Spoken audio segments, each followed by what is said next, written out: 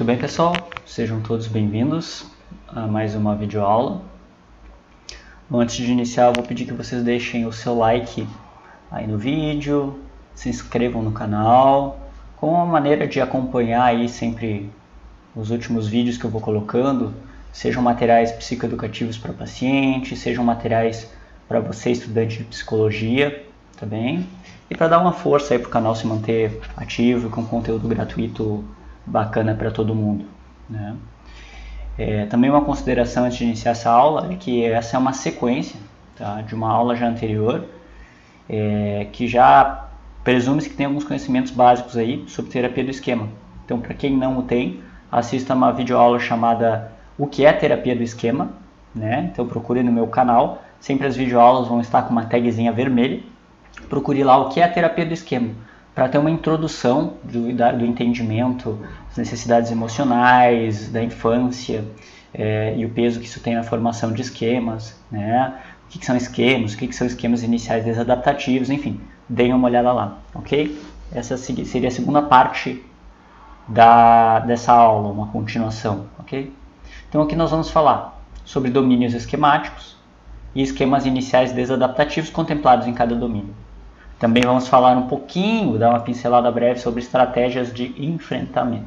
Bom, a terapia do esquema, né, ela propõe 5 grandes áreas, 5 grandes domínios esquemáticos, onde em cada domínio vão ter aí entre 4 a 5 esquemas iniciais desadaptativos. Nós vamos passar por cada um dessas grandes áreas e falar sobre cada um desses esquemas. Lembrando que esses domínios esquemáticos nada mais são do que funções evolutivas ou de necessidades emocionais não supridas na infância. Então, se vocês forem ver lá na outra videoaula, vocês vão perceber que existem algumas funções, necessidades emocionais a serem preenchidas na infância. São elas aceitação e pertencimento, autonomia e desempenho, limites realistas com afeto, direcionamento às próprias necessidades emocionais e autenticidade nas expressões emocionais, espontaneidade e lazer, que é o quinto. Cada uma dessas necessidades não supridas vai gerar um domínio esquemático. Então a rejeição, a negação de uma necessidade não suprida na nossa infância vai gerar o contraponto que ele vai chamar de domínio esquemático, uma grande área de uma necessidade não suprida, que dali vão sair esquemas iniciais desadaptativos. Então, por exemplo, quando a gente não tem aceitação e pertencimento, que é carinho, afeto, presença física, empatia, né? Quando os nossos cuidadores não têm isso com a gente vai ter provavelmente esquemas do domínio de desconexão e rejeição. Se a gente não tem autonomia e desempenho suficientemente desenvolvidos pelos nossos cuidadores na nossa infância, estimulados pelos nossos cuidadores, nós vamos ter o domínio de autonomia e desempenho prejudicados. Se nós não temos limites na nossa infância, nós vamos ter limites prejudicados. E assim por diante. Então a negativa de uma necessidade emocional básica infantil não suprida vai dar uma temática, um domínio esquemático. Dentro desses domínios vão ter esquemas. O segredo para entender esses esquemas, ou para decorá-los, né? Às vezes os alunos perguntam, Fernando, mas eu tenho que decorar os 18? Olha, tem que, mas não se preocupe que não é atabuado. Você pode, ao passo que você vai repetindo esse estudo e escutando dos pacientes, você vai internalizando esses domínios, esses esquemas de uma maneira bem natural. Mas sim, seria interessante que você o soubesse, tá bem? Para fazer uma boa conceitualização cognitiva de caso à luz da terapia do esquema. Mas perceba, uma dica que eu dou aqui é o seguinte, os esquemas vão ter muito a ver com o domínio, para vocês saberem quais esquemas são de cada domínio. E lembrem-se, o domínio tem muito a ver com a necessidade não suprida. Então percebam, primeiro domínio, esquemas de abandono, desconfiança, privação emocional, defectividade, a pessoa se sentir sem valor, isolamento social, a pessoa se sentir diferente, vão ter a ver com a pessoa não ter recebido um vínculo seguro, carinho e afeto. Percebam o segundo domínio, autonomia e desempenho prejudicados. O que vai gerar daqui a pouco quando a gente não é estimulado a nossa autonomia na infância? Senso de incompetência e, por consequência, alguma dependência de alguém, uma vulnerabilidade achando que o mundo é um lugar perigoso, emaranhamento, a gente fica muito grudado aos nossos cuidadores e não explora o mundo. Um senso de fracasso, que é como eu nunca tentei, errei, percebi, tipo, errar é ok, tento de novo, eu tenho a ideia de que não vai dar certo, eu vou fracassar e vai ser muito doído. Então percebam que os esquemas têm muito a ver com o domínio respectivo. Essa é uma dica que eu dou, tá bem? Então nós temos 5 domínios, aqui é só um resumo, e ao longo dessa aula a gente vai falar desses 5 domínios e de cada esquema dentro desses domínios. Ok? Vamos lá. Então o primeiro domínio, pessoal, desconexão e rejeição. Qual é a necessidade fundamental que não foi preenchida? Aceitação e pertencimento. Se uma criança não tem aceitação e pertencimento, de várias formas que isso pode ser dado, né? Carinho, afeto, presença, empatia, proteção, orientação, isso vai gerar um senso de desconexão daquela criança com os outros e de rejeição. A criança começa a internalizar a ideia de, puxa, eu não sou tão gostada assim, meus cuidadores não me amam de uma maneira incondicional ou não me dão a proteção que eu preciso. Isso cria desconexão daquela criança em relação ao mundo, à vida, e um senso de que ela é rejeitada por quem ela é. Assim a criança interpreta, ok? Bem, quais são os esquemas que tem aqui dentro? Abandono e instabilidade, abuso e desconfiança, privação emocional, defectividade / vergonha e isolamento social. Vamos ver cada um deles agora. Deixa eu me mexer aqui o quadrinho para não atrapalhar os slides. Deixa eu ir para o outro lado aqui. Pronto. Vamos falar então de desconexão e rejeição. Bom, começamos pelo esquema de abandono e instabilidade. O que gera o abandono e instabilidade?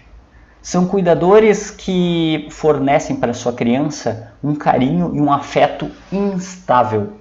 Ora tem, ora não tem. Um pai que daqui a pouco é bipolar, uma mãe que daqui a pouco oscila muito o humor, né? Ou daqui a pouco, de fato, um cuidador que era muito presente e daqui a pouco passou a não ser mais na vida da criança, né? Abandonou a família, alguma coisa assim. Tudo que gera a ideia de instabilidade no afeto, tá bem? Então a percepção de instabilidade nas relações para suporte e conexão. Então a criança começa a internalizar a ideia de que, nossa, quando eu tenho carinho da minha mãe eu sou amado, mas daqui a pouco, nossa, eu não tenho mais. O que aconteceu?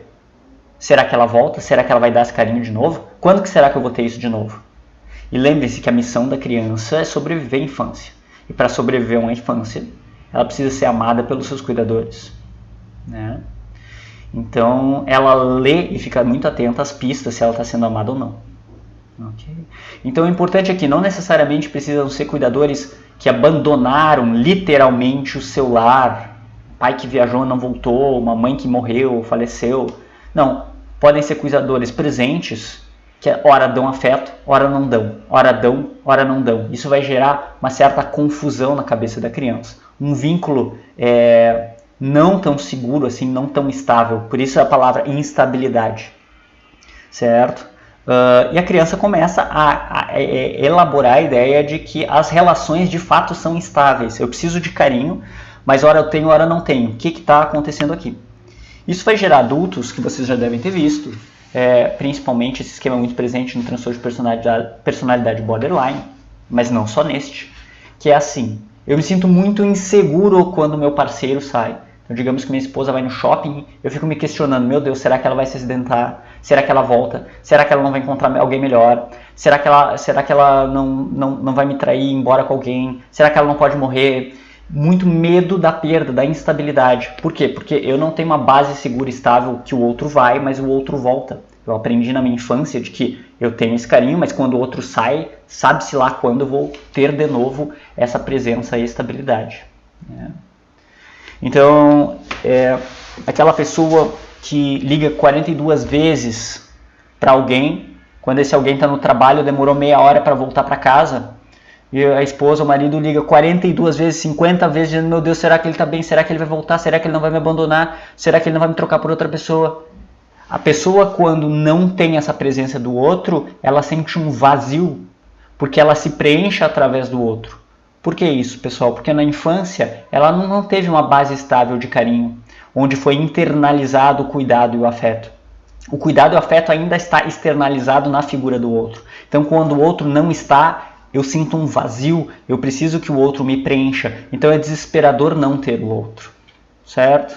Então, o medo que a pessoa vai morrer, o medo que a pessoa vai viajar e não voltar, o medo que vai acontecer uma catástrofe com outra pessoa. Por que morrer, Fernando? O que tem a ver? Morrer tem a ver com a perda, né? Com a perda, não é porque são pensamentos mórbidos, mas tem a ver com a questão da pessoa não estar mais lá. Pode ser uma traição, pode ser uma morte, alguma coisa desse tipo, né? Me trocou por outra pessoa. Então, o medo da perda repentina, do tem e não tem. Medo daí de ficar sozinho e ficar abandonado. Tá bem? Freud ia chamar isso e trouxe isso muito bem quando ele ilustrou através do brinquedo, né, do objeto que chama do fordar, do tem e não tem. Então, era um brinquedinho que tu joga ele longe, um brinquedinho de madeira com uma corda, que a criança joga ele longe, o brinquedinho vai longe, mas daqui a pouco ele puxa com a cordinha e o brinquedinho volta, né? Essa é uma analogia para mostrar que isso não está internalizado naquele adulto, né? A ideia de que o outro vai, mas o outro volta. Essa elaboração não está internalizada. E isso tem a ver com esse vínculo que não está seguro, que não foi seguro na infância. Percebam, gente, quando uma criança, um bebê, está no seu berço, a mãe dá boa noite e sai, a criança começa a chorar, até se acostumar e internalizar a ideia de que a mãe volta. Mas no início, quando a mãe sai e a mãe não está mais no ambiente, a criança não tem a capacidade cognitiva de dizer: minha mãe está em outro ambiente aqui do lado e daqui a pouco ela volta. Minha mãe sumiu, não existe mais a minha mãe. Onde está a minha mãe?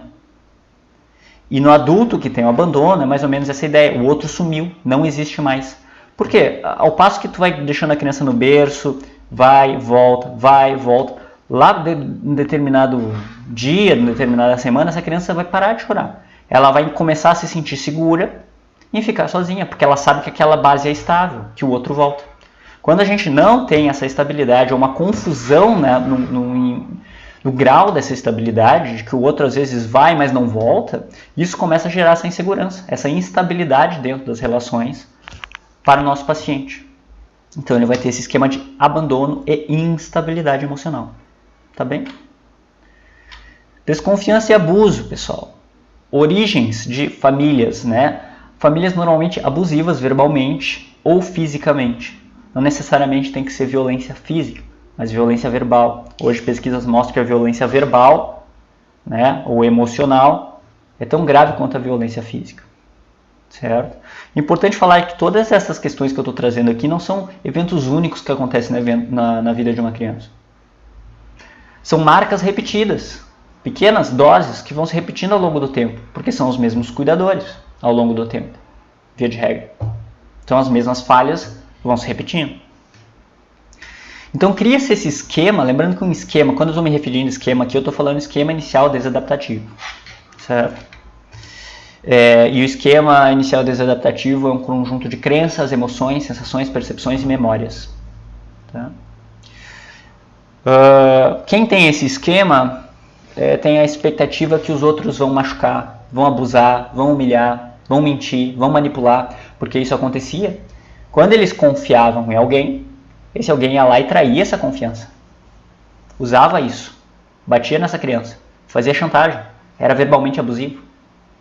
Então a criança começa a internalizar a ideia de: opa, eu não posso...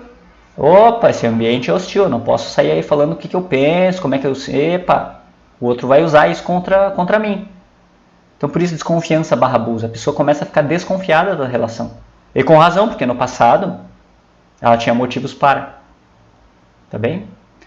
Então normalmente a pessoa tem a percepção de que o mal causado é intencional.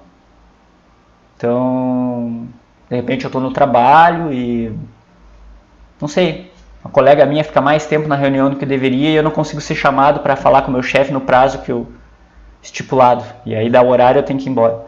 Eu começo, se eu tenho esse esquema, eu vou dizer: minha colega fez isso de propósito, ela quer me prejudicar. As pessoas não são dignas da minha confiança. Pensamentos, frases, crenças que estão embutidas em pacientes que têm esse esquema, pessoal. Eu acho muito difícil de confiar nas pessoas. eu nunca baixei minha guarda, estou sempre alerta, a maioria das pessoas só pensa em si, tendo a acabar em relacionamentos com pessoas abusivas.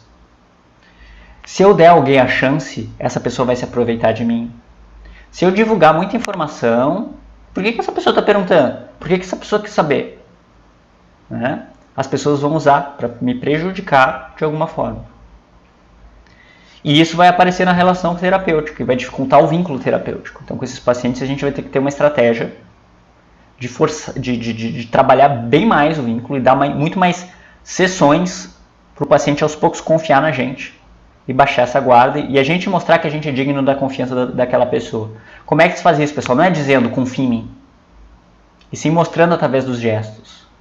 Mostrando que a gente está ali sem pressa para fazer aquela escuta, que a pessoa não precisa trazer o que ela não quiser se ela se sentir desconfortável naquele momento, que aquele é um espaço seguro. E com o tempo a pessoa vai baixando aquela guarda e experienciando na relação terapêutica algo que talvez ela nunca experienciou lá fora.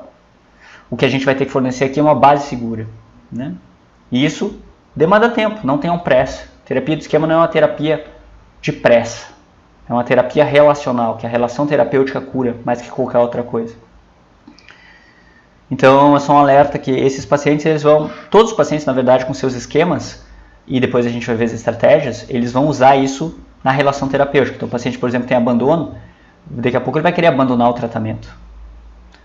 Ou daqui a pouco ele vai ficar com receio que a gente abandone ele e vai abandonar antes de ser abandonado ou na cabeça dele. Alguma coisa assim vai acontecer. Vai nos testar para ver se a gente fica, se a gente abandona. Esse tipo de coisa vai acontecer. E a gente na relação terapêutica vai mostrar que a gente está ali para o paciente. Bem? Mas isso é material de uma próxima aula da relação terapêutica e como lidar com esses esquemas. Aqui só estou apresentando-os. Ok?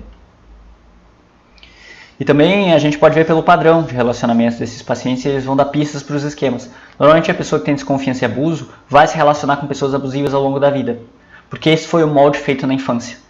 É meio que mas é a pessoa sadista, gosta de sofrer, Fernando? Não. Masoquista? Não, não é. Mas o que acontece? É o molde feito na infância, é o lugar conhecido daquela pessoa. A gente busca padrões que foram ensaiados lá na infância, com os nossos cuidadores. Por quê? Por uma questão de economia psíquica. Eu sei que é ruim, mas eu sei como é que é. É cômodo o lugar conhecido, mesmo que ele seja abusivo. Então a gente vai se atrair por esse tipo de gente, mais abusiva, como nossos cuidadores eram. E a gente vai se atrair talvez pelo jeito de falar, de desprezar da pessoa sobre a gente. Isso vai gerar alguma coisa na gente, vai dizer, eu gostei daquele cara. E a gente vai entrar em relacionamentos abusivos. Então, se o paciente de vocês está num relacionamento abusivo, não que seja uma regra, mas investiguem o esquema de desconfiança e abuso, investiguem os relacionamentos anteriores, investiguem a infância desse paciente. Tá bem? Privação emocional, esse é o campeão. O esquema quase todo mundo tem, eu diria, privação emocional. E ele é o mais difícil de explicar também, porque a privação emocional, ela é cuidadores que estavam presentes, mas eram frios na linguagem popular. Eles não eram pessoas calorosas, carinhosas ou empáticas que perguntavam como é que foi no colégio, filho, o que tu tá passando, me conta sobre essa tristeza, vem aqui dar um abraço, não dizem eu te amo. Eram famílias presentes, mas que não demonstravam afeto. Isso vai gerar na criança a expectativa de que ela está sozinha emocionalmente. A palavra que os pacientes mais se relacionam a isso é desamparo. É como se alguém puxasse o meu tapete. Emocionalmente eu estou sozinho. Ninguém me entende. Né? Existem 3 tipos de privações emocionais. A privação de se sentir nutrido, ou seja, a criança não teve atenção, afeto, calor humano, abraço, beijo. A privação de empatia, que é alguém que na infância ouvisse e compreendesse aquela criança, compartilhasse os sentimentos com aquela criança. Lembrem, a premissa básica da regulação emocional é que não existe regulação emocional eu comigo mesmo. Eu me regulo através do outro. Nós nos regulamos através da relação com o outro. Se isso não tem na infância, eu bloqueio os meus sentimentos dentro de mim e começo a entender eles como perigosos de sentir e como eu fico me sentindo solitário em relação ao que eu sinto. No sentido de, ninguém me entende emocionalmente. Eu sou sozinho emocionalmente. A pessoa realmente não me compreende, o outro não vai me compreender. E a terceira privação é privação de proteção. Alguém que orientasse, do inglês é guidance. Então é, por exemplo, assim, o pai que dissesse, quais são as possibilidades de estudo, o que tu quer fazer, o pai ajuda, o pai banca, vamos por aqui, tu já pensou em fazer assim, vamos estudar junto as possibilidades. Não, a criança teve que desbravar sozinha. Faltou orientação. Quando a gente é criança, a gente precisa de uma orientação. Olha, como é que eu chego em tal lugar? A gente pergunta na rua para alguém, não, pega essa rua, depois essa, depois vai lá e tu vai chegar. Depois a gente tem a sensação de, ok, eu me viro, vou abrir o Google Maps e eu me viro. Mas antes tu precisa, né, quando tu é adolescente, tu precisa dizer, puxa, pai, como é que eu chego lá? Mãe, como é que eu chego lá? Cuidador, como é que eu chego lá? Precisa, claro, eu estou usando aqui uma analogia, mas precisa dessa orientação para a vida, alguém que guie, que mostre força, dizer assim, vai lá que eu estou na tua retaguarda, mostre a direção. Privação tem esses 3 elementos. São complementares, mas distintos. Às vezes pode a pessoa só ter um não preenchido, às vezes 2, às vezes 3. O nome já diz, né? Eu fui privado da troca emocional, por isso privação emocional. Palavra-chave é desamparo. A pessoa se sente desamparada, sozinha. Não sozinha no sentido físico, sozinha no sentido emocional. Tá bem? O difícil aqui é que a maioria dos pacientes não entende que teve essa falta. Porque eles nunca tiveram amparo. Então, tu não vai sentir falta de algo que tu não sabe que tu não teve. Por exemplo, eu nunca comi caviar. Então, eu não sinto falta de comer caviar. Nunca me fez falta na minha vida, porque eu nunca comi. Então, os pacientes não entendem a falta que eles nunca tiveram. É diferente aquele esquema de abandono, que o paciente teve, sentiu o gostinho do amparo e ora não teve. Teve, não teve. Teve, não teve. Esse aqui nunca teve. Então, é quase como que eu não percebesse essa falta. Mas igual eu sofro. Porque é uma necessidade emocional básica que a gente tem que ter, de compartilhar as nossas emoções e se sentir querido, quisto, gostado. Nós somos animais sociais. Tá bem? Então, pensamentos ou crenças que vêm nesse esquema, pessoal. Eu nunca me senti emocionalmente apoiado. Eu não espero que as minhas necessidades emocionais sejam satisfeitas em meus relacionamentos. Eu não tive ninguém para confiar em mim, me dar conselhos ou orientações. Eu muitas vezes nem sei, eu nem entendo quais são as minhas próprias emoções ou necessidades. Isso é muito comum. Como o paciente nunca foi estimulado, vai dizer, Fernando, o que tu quer? Né, no teu aniversário, bolo, torta, o que tu vai querer? Eu digo, nem sei o que eu quero, qualquer coisa tá bom. Não, nem se preocupa comigo, tô bem assim. A gente já foi acostumado por menos, nem sinto falta daquilo que eu nem sabia que era uma necessidade que eu tinha. Nunca me senti especial para ninguém, porque a gente se sente especial quando a gente sente a nossa vulnerabilidade, a vulnerabilidade do outro e tem a troca. Até então, chame do que quiser, mas a gente não vai se sentir conectado com alguém, especial para alguém. Então essas pessoas vão se sentir deslocadas, como o rapaz ali, loiro na foto. Ele vai se sentir, dá para ver pelo olhar dele, sozinho emocionalmente, distante, desamparado. Eu raramente compartilho como me sinto de verdade, até porque é difícil até para mim mesmo, partindo do pressuposto que eu tenho esse esquema, entender o que eu sinto de verdade, acessar o que eu sinto de verdade. Outro esquema desse domínio, pessoal, também bem presente, é defectividade e vergonha, bem presente nas pessoas no geral. Defectividade e vergonha. Ora, a origem desse esquema são cuidadores críticos. Cuidadores que crítica explícita ou velada, onde tinha uma alta exigência explícita ou velada, por desempenho, notas, alguma coisa. E o carinho e o afeto acabavam se tornando condicionais. Então o que é isso? Digamos que eu vá bem no colégio, tiro 8. Mas meus pais dizem, olha, não fez mais que obrigação. Quando eu tiro 10, eles esboçam algum sorriso, algum contentamento e dizem, filhão, orgulho. Ali já se criou uma condicionalidade. Olha, eu sou gostado se eu vou bem. Se eu não vou bem, as pessoas não dão muita bola. Ou daqui a pouco pais críticos. A criança não tem a capacidade cognitiva de entender, puxa, meu pai está chateado comigo porque ele teve um dia difícil no trabalho. A criança nem entende o que é trabalho. Então se um pai ou uma mãe chega e diz assim, por que tu não lava louça? Tu não ajuda tua mãe, tu não ajuda teu pai, mas tu não faz nada direito. A criança vai acreditar nisso. E a criança vai começar a pensar, puxa, o que eu fiz de errado para desagradar meu cuidador? Lembrem-se, a função evolutiva da criança é ser amado. E eu não estou conseguindo preencher isso, porque o meu cuidador está bravo comigo. Eu começo a me questionar. O que eu fiz de errado? O que tem de errado em mim? Tu começa a criar o senso de que defectivo tem algo de errado em mim. Tem algo de... As pessoas não vão gostar de quem eu sou no meu âmago. Gera o sentimento e percepção de não valor, inferioridade. Eu sou uma má pessoa. Né? E isso pode envolver uma autossensibilidade à crítica, rejeição e culpa, justamente porque isso aconteceu na infância. Né? E essas pessoas se sentem inseguras. Por que vergonha? Defectividade / vergonha. A gente sente vergonha de falar algo, mostrar algo que a gente é, partindo do pressuposto que a gente vê isso como falho. Senão a gente não sentiria vergonha, na verdade. Vou fazer uma apresentação pública numa aula ou antes no colégio.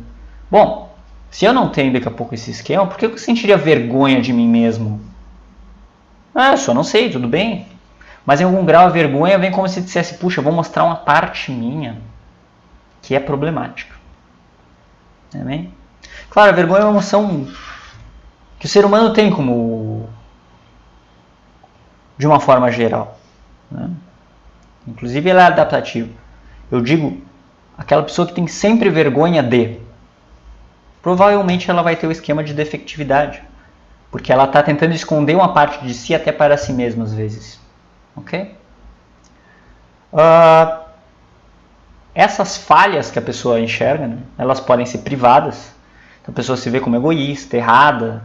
É errado sentir o que eu sinto, porque não foi normalizado na infância. Eu tenho desejos sexuais reprimidos e tal, nossa, tem algo de errado em mim. Ou públicas, seja da minha aparência física, seja de uma esquisitice. Né? Então pessoas que têm, por exemplo, fobia social vão ter esse esquema. Né? Vão se achar esquisitas, diferentes, estranhas. E vão ter vergonha de se mostrar. Okay? Por quê? Porque tiveram afeto de uma maneira condicional em sua infância. Pais daqui a pouco que não... A criança entendeu que ela não é amada pelo que ela é. E sim por algo que ela faz ou deixa de fazer. Tá bom? Então, essa imagem ilustra bem o que é a defectividade. É um ser quebrado. Alguém não digno de respeito. Alguém que se acha sem valor. Menos que os outros. Crenças e pensamentos que vêm, pessoal. Há algo de fundamentalmente errado comigo. Eu sou falho, eu sou defeituoso. Eu não sou amável. Se as pessoas realmente se aproximarem e me conhecerem, olha, não vão gostar de mim. Bem? O último esquema desse domínio, mas não menos importante, chama isolamento social. Qual que é a origem familiar, pessoal, de necessidades não supridas? Sempre é algo que se desvia da norma. Norma eu não digo normal, eu digo, pensando numa curva ensino, da média, que se desvia da média. Né? Pessoas que se desviam da média da infância vão ter a ideia de que elas são estranhas, que elas são diferentes. Um estranho no ninho, um peixe fora d'água. Então, infâncias onde daqui a pouco a pessoa teve poucos amigos, uma dificuldade de pertencer em algum contexto, era isolada no colégio, não tinha amigos no colégio, passava os recreios sozinha. Pessoa que é muito bonita vai ter esse esquema, se desvia da média. Pessoa que é muito feia vai ter esse esquema. Não vai ter, né? Tem a probabilidade de. Né? Aqui, lembrando, a ideia essas necessidades não supridas vão entrar em combinação com o temperamento da pessoa. Pessoas mais talvez resilientes não vão desenvolver o esquema, ou vão ter o esquema de uma maneira qualitativamente menos intensa. Né? Bem, excesso de beleza ou condição financeira, então pessoas que daqui a pouco, tem muitos pacientes que são assim, isso é muito comum, pacientes que vieram de uma escola pública e foram para uma escola privada, o contexto muda de uma maneira, ou pessoas que se mudam muito na infância, mudam muito de colégio, não conseguem pertencer a algum grupo. Né? Isso vai gerar o sentimento e a percepção que a criança ela é diferente das outras e de que ela não se encaixa em algum grupo. Ela se sente diferente, um peixe fora d'água. Bem? Aqui está para ilustrar, né? Um peixe fora d'água. Tá bom? Um ET, né? Alguém de outro planeta. Pensamentos, crenças que a pessoa tem. Eu sinto que eu não me encaixo. Eu sempre me sinto fora dos grupos. as pessoas, esse é comum, as pessoas pensam que eu sou esquisito, estranho. Eu mesmo digo, poxa, no fundo eu sou diferente dos outros, né? Eu sou um lobo solitário, sou diferente das outras pessoas. E, como eu diria, acredito que, acho que foi Schopenhauer, nada que me é humano me é estranho, né? Então, por mais bizarro que seja o seu comportamento, ele faz parte do espectro da humanidade. E bem-vindo à espécie, né? Então, tu faz parte desse grupo, sim. Mas a sensação da pessoa é que ela não o é, que ela não faz parte, que ela é alguém análogo. As outras pessoas pensam diferente dela, agem diferente dela. Porque na infância faltou esse senso de pertencimento, que é algo essencial também. Partindo numa perspectiva evolutiva, a pessoa pertencer ao grupo para aumentar as chances de sobrevivência. Tá bem? Então, todo mundo gosta de ir em festas e eu não. Esse tipo de pensamento vem. Okay? Todo mundo nas férias vai à praia e se diverte, eu não. Todo mundo já ficou com meninos e meninas e eu não. Eu demorei, eu tenho 20 e poucos anos e eu ainda não beijei na boca, eu sou virgem. O que é algo muito comum, mas as pessoas não sabem que é comum. Porque ninguém sai espalhando isso por aí. Todo mundo sai se gabando, contando histórias, né, de sucesso. Então a pessoa se sente diferente, única, exclusiva. Né? Como eu disse, nada que nos é humano nos é estranho.